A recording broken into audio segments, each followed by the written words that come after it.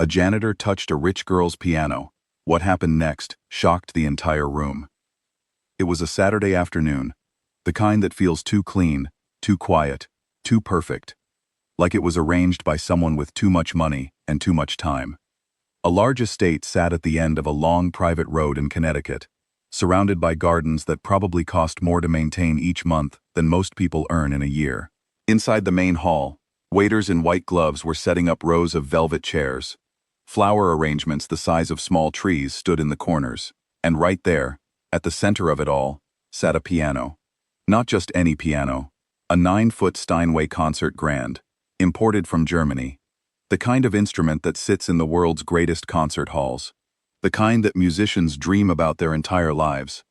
There was even a small gold rope around it, like a museum piece, to make sure no one got too close. The gathering that evening was a private recital. The lady of the house, a wealthy widow who had spent the better part of her life collecting fine things, art, furniture, important friends, had organized it to show off her daughter's talent. Her daughter, 17 years old, had been taking piano lessons since she was 4. 6 months of practice had gone into tonight's performance. The piece she was set to play was Chopin's Ballade No. 1, a long, emotional, technically demanding composition that even professional musicians approach with caution. 60 guests were already arriving. Glasses were clinking. Conversations about investments in summer houses filled the air. Nobody was paying attention to the man in the gray uniform pushing a cleaning cart through the side corridor. He was 58 years old. He had worked cleaning jobs his entire adult life. He arrived 3 hours early that day because the catering company he worked for had been hired to help with setup.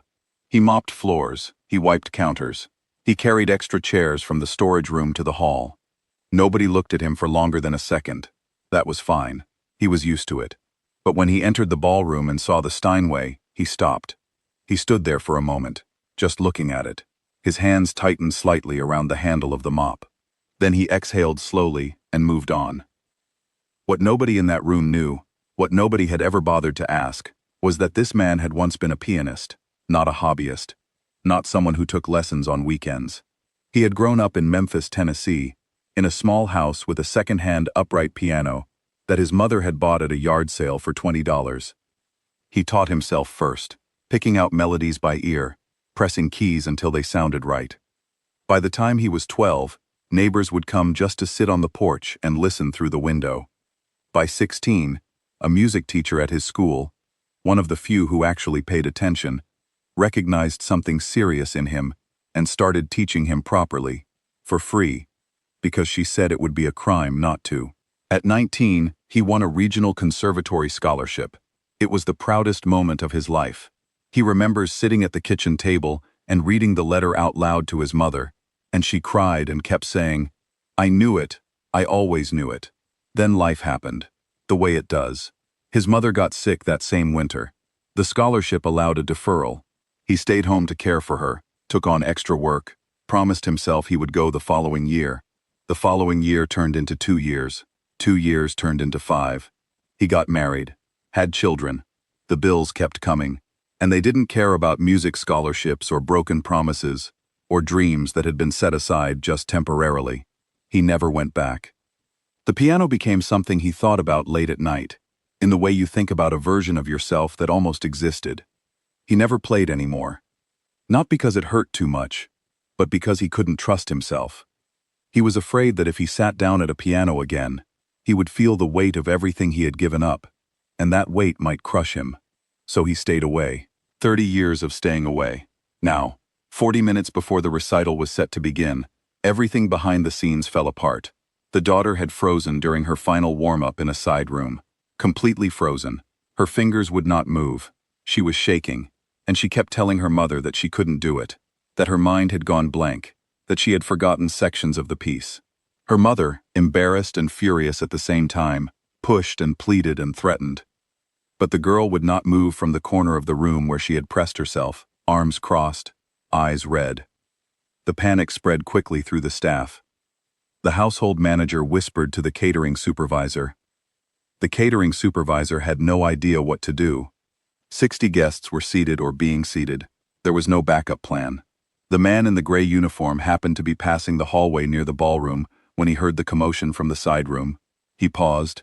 He heard the word piano, and the word can't, and the sound of a mother trying not to lose her composure in front of the help. He set his mop against the wall. He walked into the ballroom.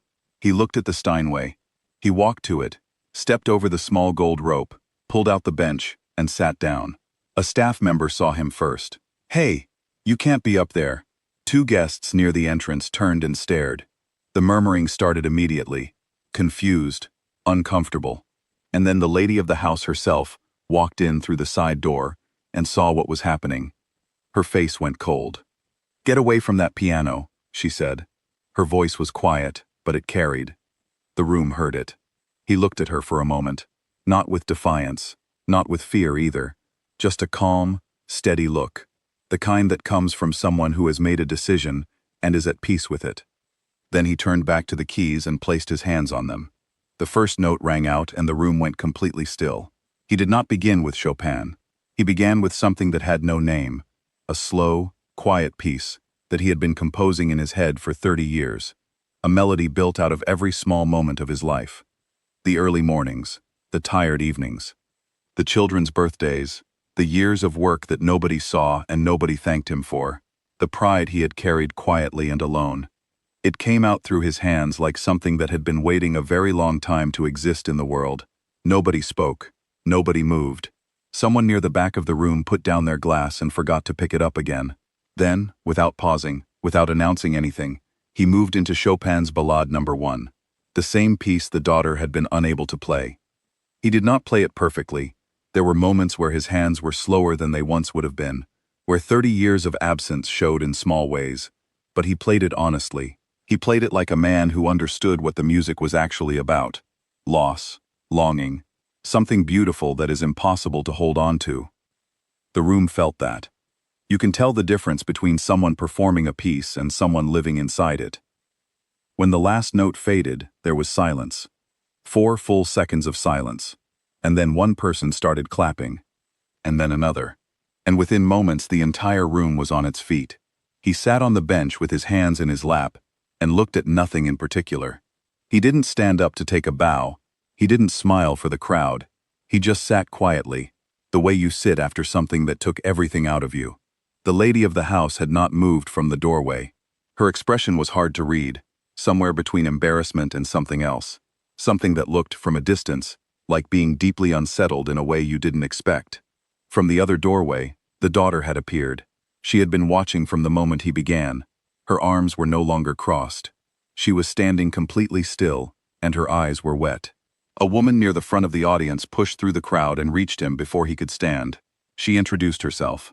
She was the director of a regional music foundation, an organization that supported professional musicians and ran programs for artists who had left their craft behind.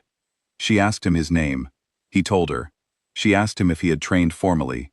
He said he had, once, a long time ago.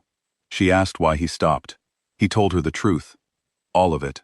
His mother, the scholarship, the years, the choice he made. He said it without anger and without self-pity, which made it harder to listen to somehow than if he had cried. She handed him her card and told him about a fellowship program, a re-entry program specifically for musicians who had stepped away from their path.